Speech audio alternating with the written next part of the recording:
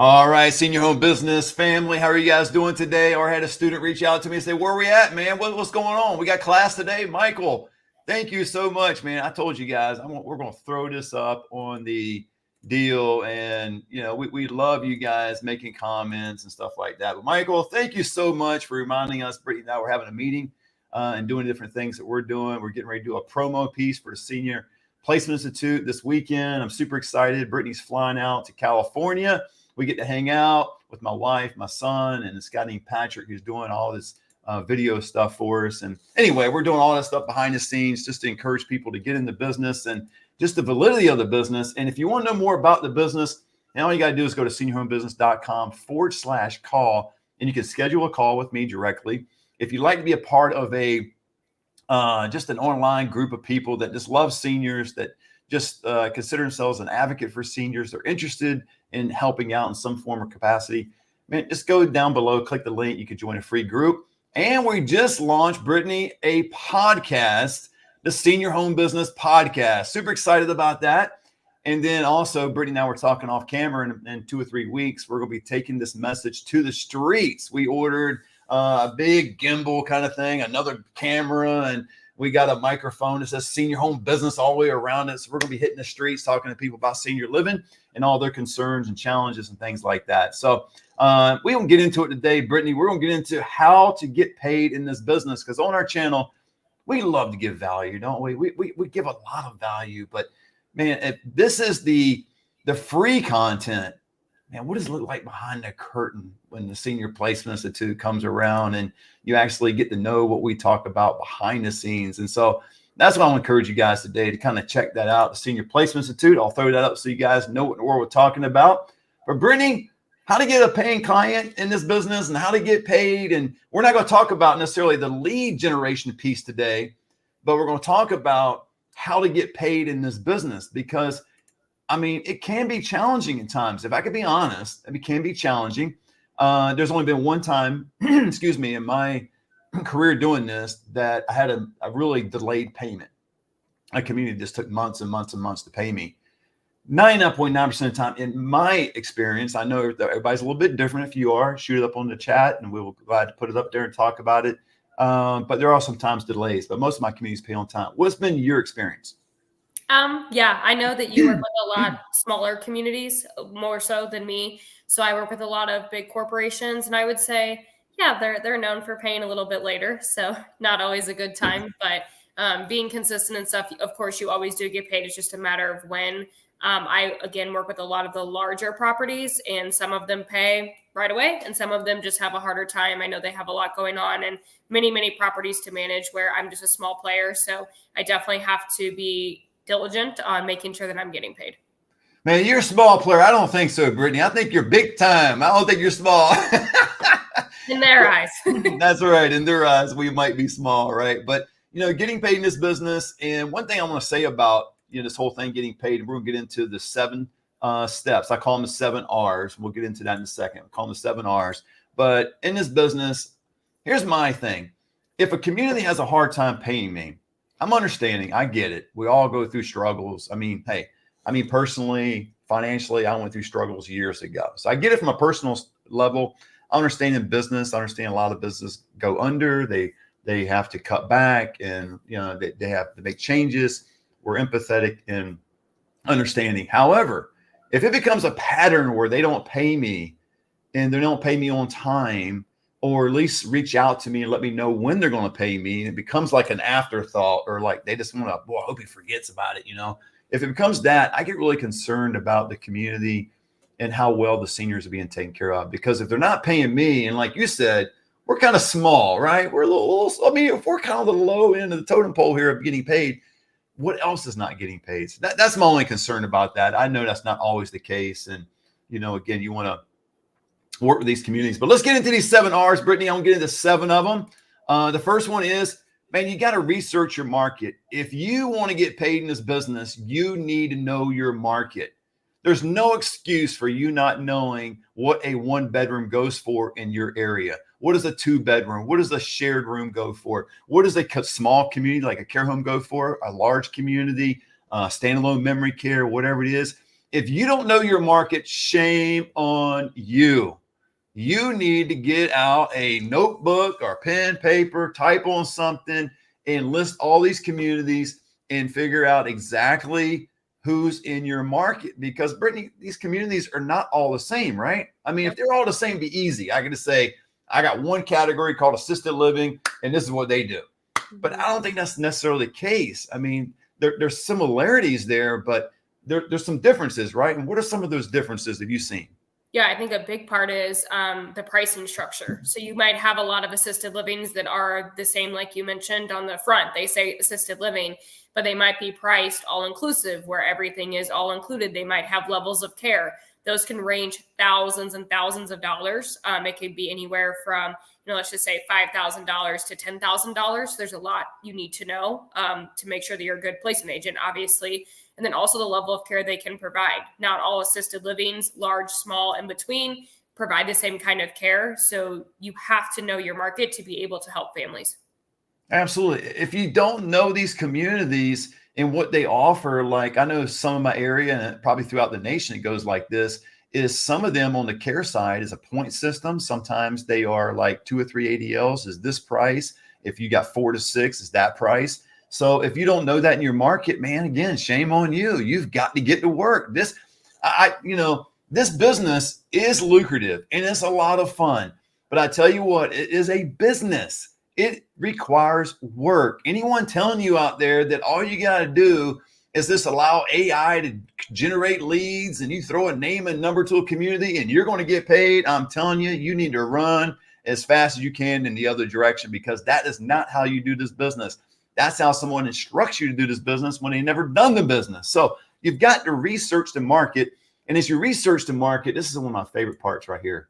You've got to establish a relationship with the community. Again, all 7 of these points begin with R. I'm kind of weird like that. I like things. Maybe it's just maybe my old age, Brittany, kind of enables me to remember things better. I don't know. But you got to establish a relationship with these communities. You understand that you're not in it to get something for yourself. Now, inevitably, you will get paid. I understand that. But if you want to get paid in this business, you've researched the market, you know your market, you know your city, you know your area, and now you're out establishing a relationship, a business relationship with the community. Become different than other referral agencies. And this is one way you can do it. You can become the person that brings value to the community. I've seen referral agents that are out there that are really good. They get involved with activities. I've seen others do more than just the tour. They go the extra mile. And I'm telling you, it's always those individuals that I think get paid and get paid very well. So, Brittany, what's been your experience in relationship building with the communities? Yeah, it's huge. I mean, I know that, like you said, there's referral agents that take this totally different angles. But if you give value to others, like we always say, it does come back tenfold. It creates you as the expert in the area. When you have a relationship with your community, you're known that you're the expert. So you might not be in the beginning, obviously, when you first start a business, but putting yourself out there, you become known as the person to go to. And that result is more pay. Absolutely. Absolutely. And, and understand this relationship, you begin to understand their heartbeat. Like we talked about researching the market. We talked about at the beginning, like sometimes communities will delay payment, those type things, and they have struggles. Well, in your relationship, you're going to know their struggles, right? And you're going to identify their problems. And what I love about being an entrepreneur, and this is just simply being an entrepreneur, I love the most at all of it, is I've become a problem solver. And so I look at things differently. I look at solutions to the very thing I'm seeing. I can tell right now, each one of you, if I was sitting in the same room with you or sitting across from the table with you, and we were having a discussion, I can tell you the very thing that you see in life, your perspective. You know how I can tell that? Is the way you talk. The way you talk, I can tell that is what you see.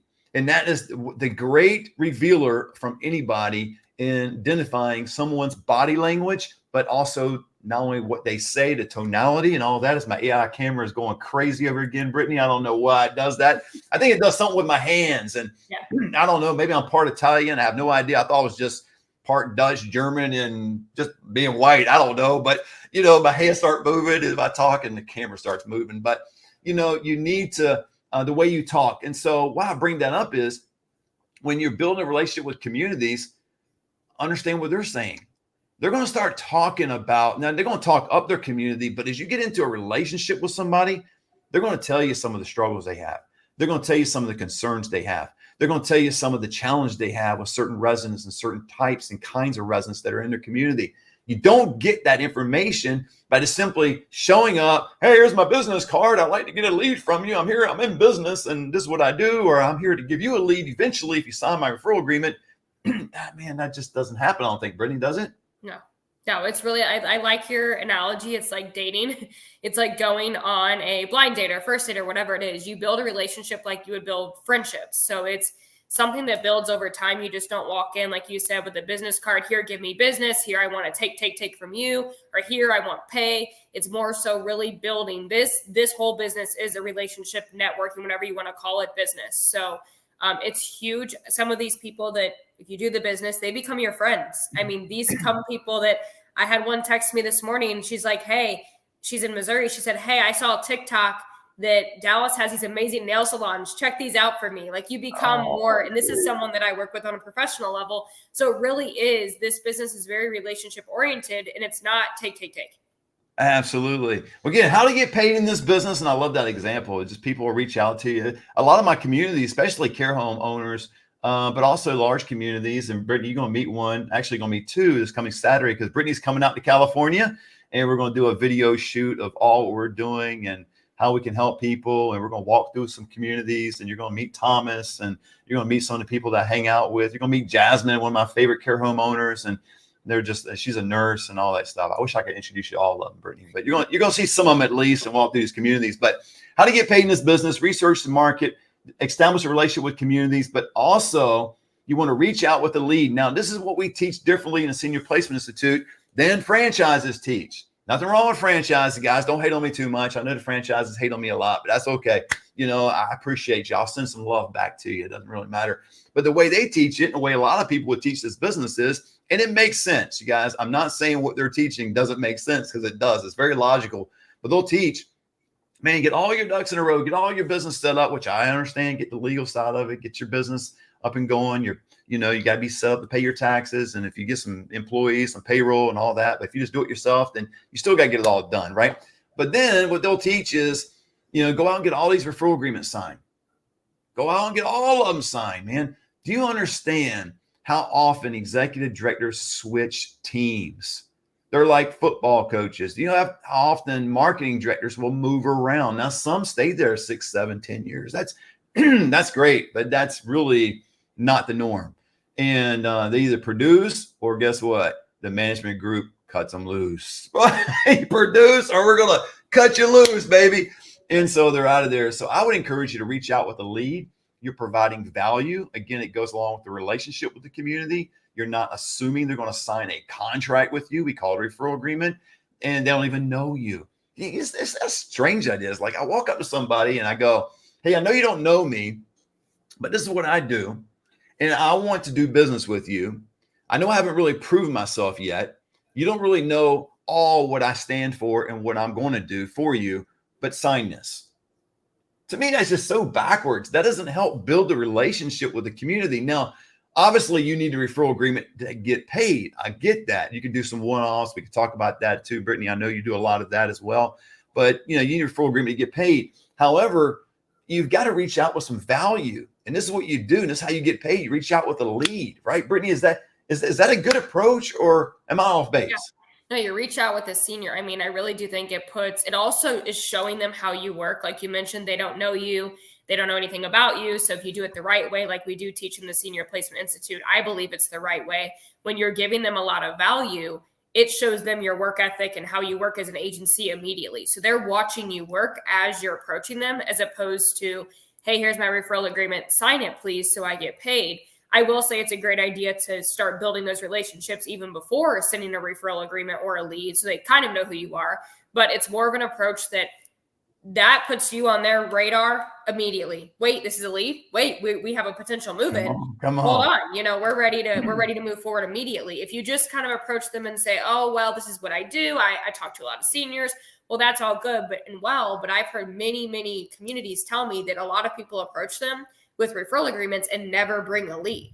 So they automatically have that feeling. They're like, another one. where's the leads coming from? So yes, I highly agree. I've seen both sides. I've talked to both sides on how people do that approach. Like you said, no offense to the franchises, that's how they teach, and it does make sense. I won't lie that I have been stiffed because I didn't have a referral agreement. So there are pros and cons, but overall, I think approaching the community with a lead will get you way further. Absolutely. Absolutely. You need to do it, guys. Reach out with value. Again, you're always trying to better someone else. Mm-hmm. Don't focus on yourself. In this business, used to be a name drop business, and people notoriously get in this business because of money. And I get it. There's a lot of money to be made, but don't chase the money, man. Understand, when you serve other people, when you help other people and bring value to them, you will get paid and you will get rewarded greatly. I'm telling you, this happens. Now, the fourth R, we're going to get to 7 R's. The fourth R is the referral agreement. Oh my God, we need to get that signed. And so we have that in the Senior Placement Institute. You can go up here. Let me click that. Oh man, I clicked that thing wrong here. But anyway, I'm over here trying to operate this thing. Where's my son when I need him, man? Where's Josh doing stuff behind the scenes, Brittany? It's just me doing it today. But the referral agreement. And so you need to get this signed. And there are some variations of the referral agreement. There's different terms. We go over that all in the Senior Placement Institute. You will get paid sooner than later by some communities, and others will be a net 30. And doesn't mean you get paid in 30 days. It could be 45 days because they might cut the check on the 31st day.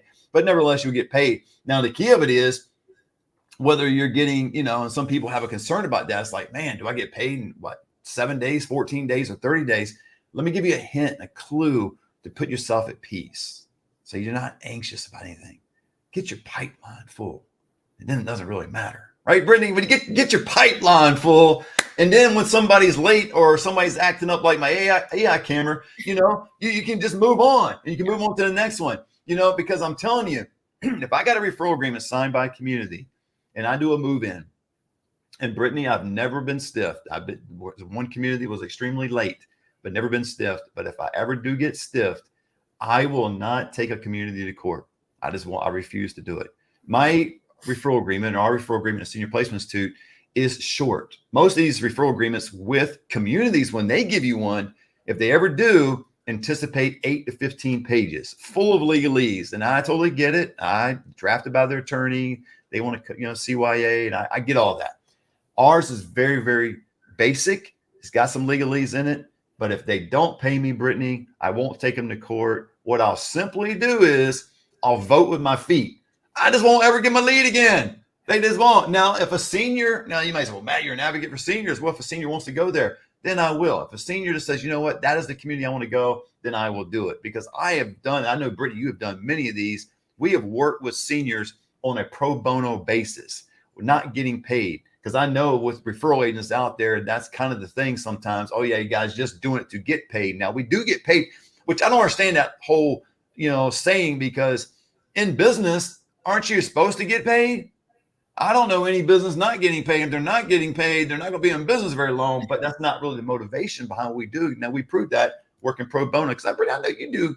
I don't know how many pro bonos you do. Every day we do pro bono. We're helping seniors. We're not going to turn away a senior because they don't necessarily have the money. We're going to help them in some form or capacity. Doesn't mean we can move them if they got like 800 SSI. I'm not saying we're magicians in that regard. Hey, we can just pull a rabbit out of a hat, but we do help them. So the referral agreement is important. So what's the 5th R? Details. Reveal the details of your client. This is the stage you go. So go over them again. Research the market, relationship with the community. You want to reach out with a lead, get your referral agreement signed. And number 5, reveal the details of your client.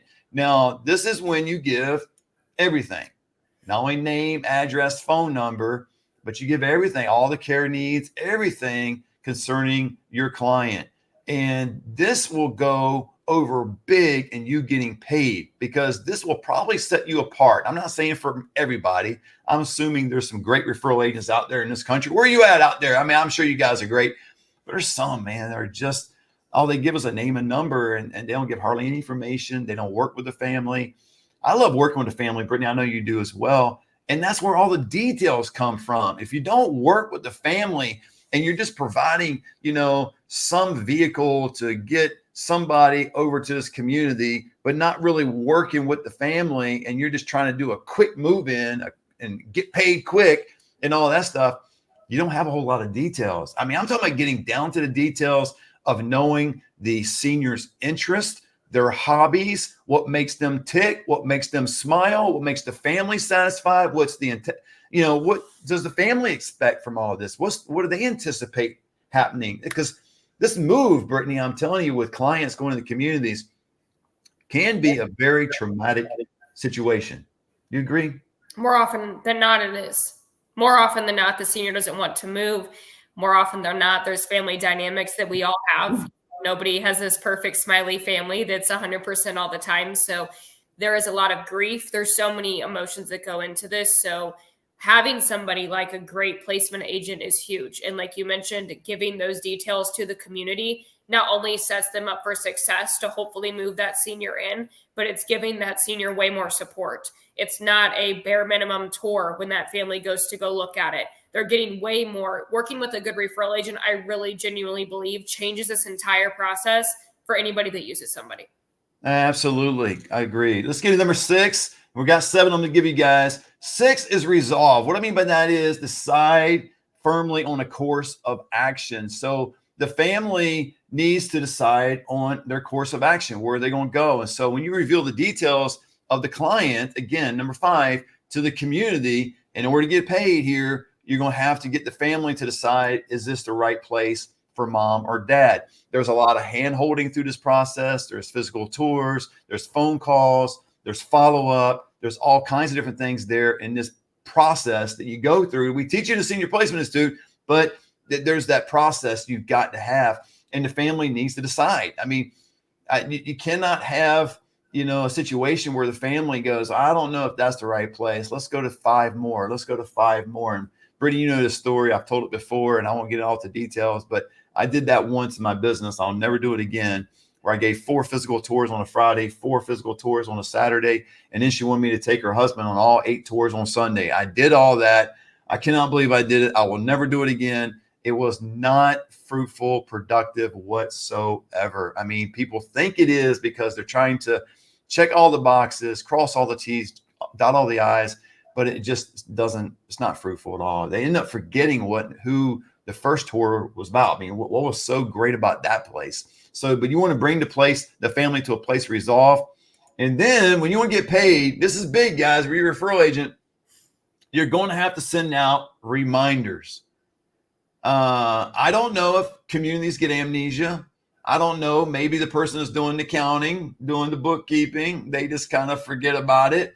Again, I don't blame them. I go back when I was really bad off financially years ago. It's a true story, Brittany. When I was I was younger. I was about 21, 22. Only child. I think you're an only child too, right, Brittany? Okay. So you might identify with some of this. Maybe not. I don't know. But my mom and dad did everything. So my mom and dad did everything in my life. So I didn't do anything. I went off to college, got married young, and then I noticed that there's something called another R, like responsibility I had, to do some stuff. I knew about going to work. I had to make money. I had to do certain things like that. But I didn't make a whole lot of money. Brittany, let me tell you what I made per hour. My first job early on, I was married. You want to take a shot at it per hour? $8. God, I wish it was $8. It was $5.75 an hour, dude. I was starving. I was, oh my God. I would have moved anywhere in any new company for a 25-cent raise per hour. It was crazy. So, but what I did as an only child, because I really wasn't taught, no offense, mom and dad, I just didn't pay attention or whatever. But when bills came in or mail just came in, and I'm assuming some of them were bills, I just threw it over to the side and just went about my business. And the only time I really opened them is when I noticed the color of the paper change to red. Yes. Or they had a big thing on the envelope, cut off notice. Oh, this must be important. So anyway, but you got to send reminders to communities. And the guys, the way I do it is through QuickBooks. We've got it set up. You can use QuickBooks or use some other platform. It's not a promoting QuickBook time, but it's what I use. And it sends reminders, a couple, 2 or 3. And if I don't get any response to those reminders, then what I do, I go back to my contact, whoever that contact is, could be the marketing director, homeowner, whoever, and I send them a simple text. And I remind them that, I sent the invoice last week or whatever it was. And that's really all you got to do. You got to send a reminder because they may have forgotten about it. So don't allow resentment build up within you if you're just going kind of, just, I don't know. What do you think about that, Brittany?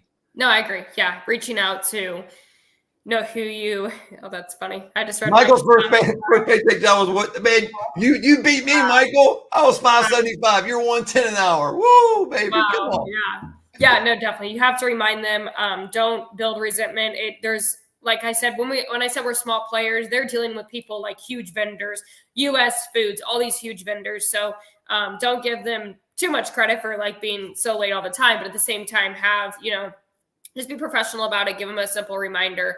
QuickBooks is what I use to, not to promote it, but it's very easy. Whatever system you're using to send invoices, set, initial reminders to go out so you don't have to do it all manually. And then also, like you mentioned, reach out. If it does happen where that person's no longer there, that's a different story, but find who you can reach out to get paid. Absolutely. Well, guys, hopefully that was helpful for you guys today. Brittany, thank you so much for your time. I look forward to seeing you on Saturday, or actually Friday when you fly in. Yeah. And again, guys, if you want to know about the Senior Placement Institute, if you want to be a part of our community, it is truly a great community. I love all my students. I had one of my students today text me and she goes, "Hey, I got a lead in San Diego.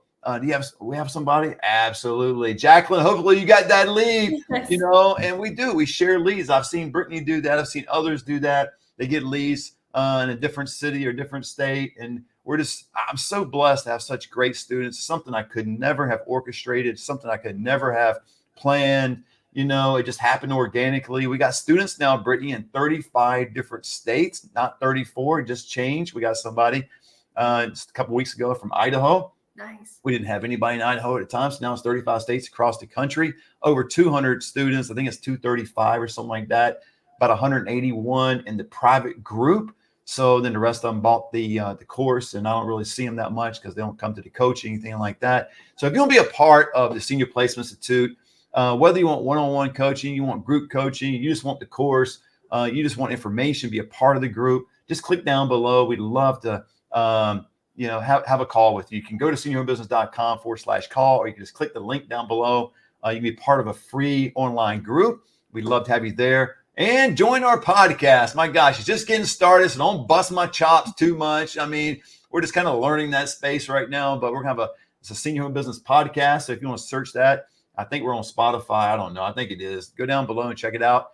And then, as I said earlier, Brittany, we're going to start taking our message to the streets, man. We're going to start having our cameras out in the streets and talking to people about senior living. Because the reason we're doing this, you guys, about taking it to the streets is I want to get people's pulse of this community, not just a particular community, but just the senior living community in general. I mean, I know I'm going to get, hey, it's expensive and all that, but how do they feel about when their mom goes into a community? How do they feel, or what was their experience like? And I want to get all these different questions from people on the street. I mean, you can get it from people that you talk to on the phone that are going through it, but man, I might run into some wow stories. There's wild stories. I'm sure you will. Come on. All right, Brittany. Well, I appreciate you and appreciate the Senior Home Business community. We look forward to talking with you again. Don't forget about the roundtable tomorrow if you're one of our students. If not, you need to jump on the Senior Home Business, get in the Senior Placement Institute, and so you can get the roundtable. You will see Brittany every week coaching. She's got 2 agencies, one in Texas, one in Missouri. She can do it all. So till next time, God bless.